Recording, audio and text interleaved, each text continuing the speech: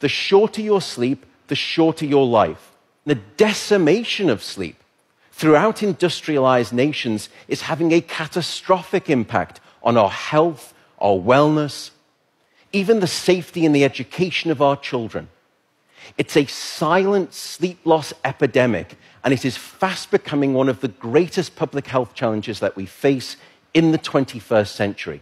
The disruption of deep sleep is an underappreciated factor that is contributing to cognitive decline or memory decline in aging, and most recently we've discovered in Alzheimer's disease as well. There's a structure that sits on the left and the right side of your brain called the hippocampus.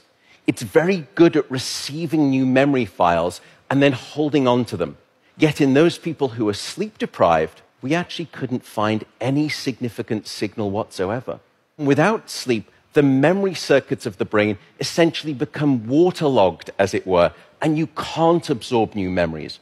We have since discovered that a lack of sleep will even erode the very fabric of biological life itself, your DNA genetic code. So here in this study, they took a group of healthy adults and they limited them to 6 hours of sleep a night for 1 week. And then they measured the change in their gene activity profile relative to when those same individuals were getting a full 8 hours of sleep a night. And there were two critical findings. First, a sizable and significant 711 genes were distorted in their activity, caused by a lack of sleep. The second result was that about half of those genes were actually increased in their activity, genes associated with the promotion of tumors, genes associated with long-term chronic inflammation, and genes associated with stress, and as a consequence, cardiovascular disease. There is simply no aspect of your wellness that can retreat at the sign of sleep deprivation and get away unscathed. And at this point, you may be thinking, oh my goodness, how do I start to get better sleep? What are your tips for good sleep? The first is regularity. Go to bed at the same time, wake up at the same time.